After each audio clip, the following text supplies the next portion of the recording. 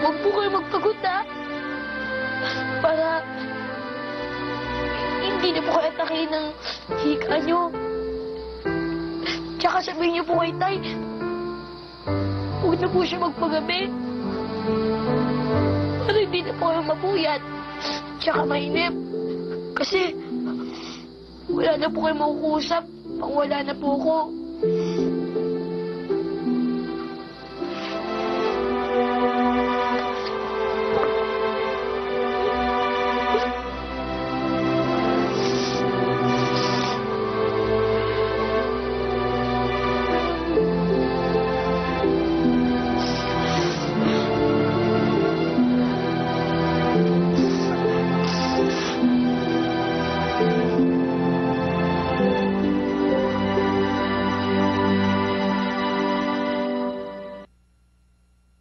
Bagong bida. Sampalang katapat ng Lunas, taglay ang kapangyarihan na manggagamot daw ng sakit. Siya si Kid Albularyo, si Lola Veronica, at ang markang iniwan ng trahedya sa kanya ang mahiwagang nag-uugnay daw sa kanila at ng bulkan. Pakilot na siya, mainit na, 2 araw bago magsabog. Ang jeepney driver na genius. Tingnan natin kung kaya talaga niya. Kilalanin ang kakaibang galing ni Calendar King. Panahon na para magsaya! At mga komentarista ng DZMM, nag-ibang anyo. Abangan, dahil isang beses lang ito ipapalabas. O magkita-kita tayo, ha? Rated K. Its extreme temperatures and great distance did not stop the Pinoy from braving the Middle East. More than 1 million Filipinos have temporarily called this land their home. Even with the differences in culture, they take on the hardships to earn their living and send the fruits of their labor back to the Philippines. ABS-CBN values the contributions of our Filipino brothers and sisters here. Through ANC, we give you the tale of their lives in the Middle East. Through ANC, we'll make sure you'll see their stories. Late pa kami, hindi namin nakasama yung parents namin. Lalo na ako kasi nahiwalay ako dahil I stayed with my with my aunt, yung sister ng ko. Doon ako, sila nagpaaral sa akin. Alam mo, may talyer kami dito. Si Chong Bano mong nangangasiwa nito.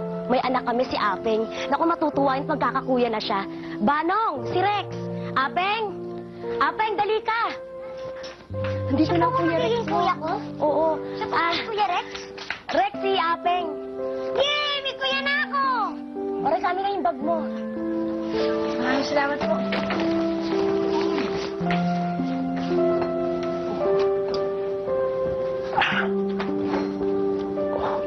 Rex? Ikaw ba si Rex? Ang laki-laki mo na, Rex.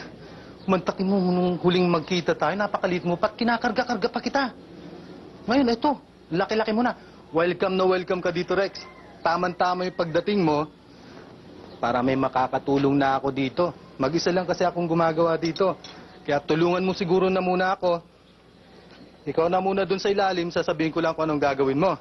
Okay? Tapos, siguro, kung di siguro ako pinimigay ng nanay ko, wala ako sa harapan ninyo ngayon.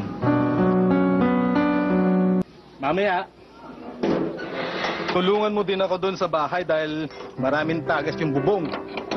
Tatapalan natin para maayos.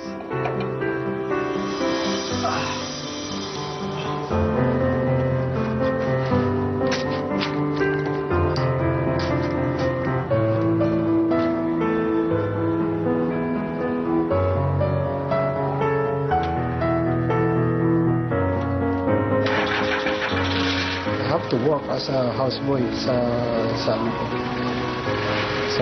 kapatid ng mother ko. Dos. 4. Cheese.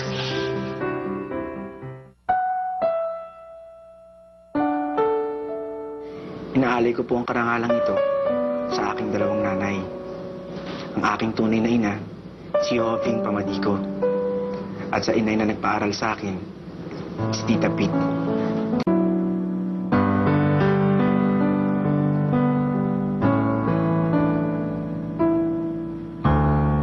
Normal kasi sa aming magkakapatid, na gusto namin makapag-aral. Well, siyempre, medyo mahirap.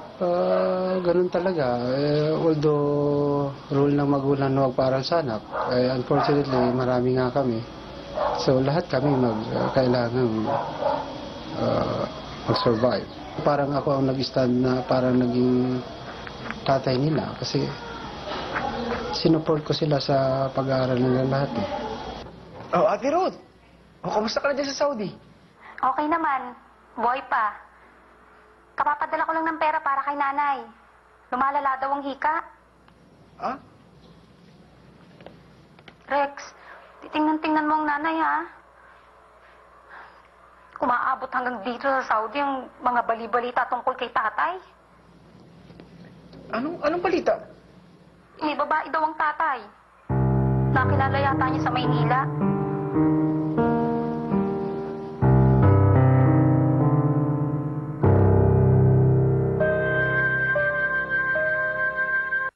The door to your dreams. At ng isang himpapawid na puno ng pag-asa.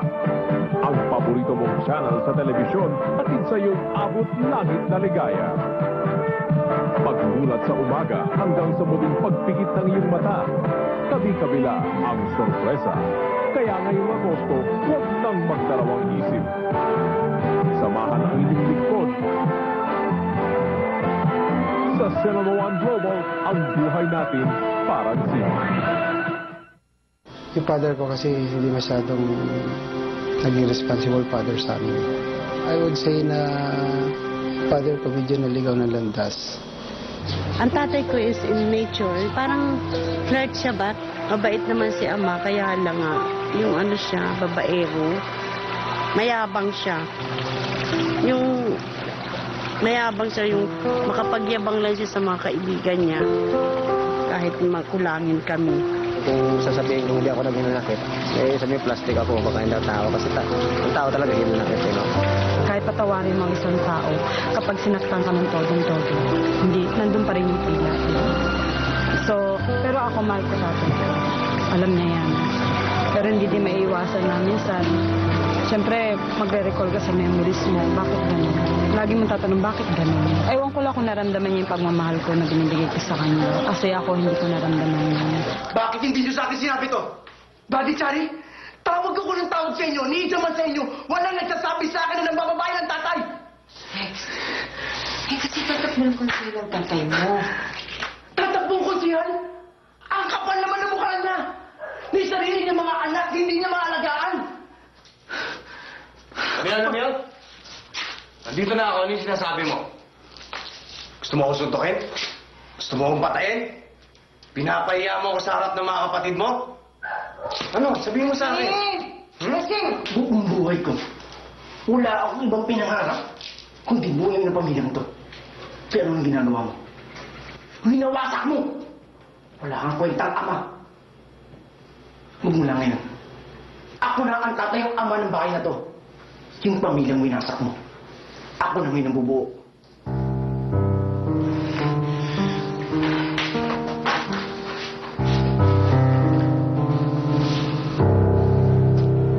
Considering na lahat kami nga, wala kong magkakapatid nasa abroad, paano ko mabubuo itong pamilyang ito? Kasi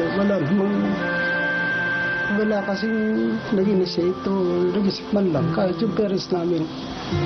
Ang ginawa ko, yung mga picture nila sa nakadikit sa dingding, ninakaw ko. So doon nag-start yung album ko na ingatan ko, hindi nila alam. Inisip ko, doon lang sa way na yun, siguro, mabuo ko sila kahit sa albuman lang.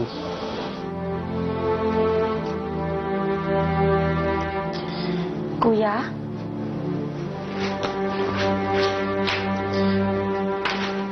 Dadalhin ko na sa Saudi. Para kahit papano naman lang, kahit sa picture, kumpletong pamilya natin, hindi naman ako nalulungkot. Kuya, kailangan ba talagang pumunta ng Saudi? Chari, para rin ito sa pag-aaral mo. Ilang taon na lang, magka-college ka na. Kuya, thank you ah. Ikaw na tumayo bilang tatay namin.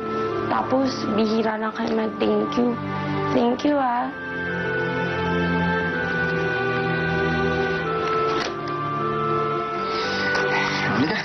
Tignan mo, baka wala ka pang litrato dito. Meron ako Ito, yung birthday mo. Ayan, ito ang ganda. Nanay. Batang-bata pa. Kung tatanungin mo kung ano may utang na loob, hindi sa tatay ko yan, sa Kuya Rex ko. Nagtrabaho sa Human Resources Department sa isang kumpanya si Rex sa Saudi. Ang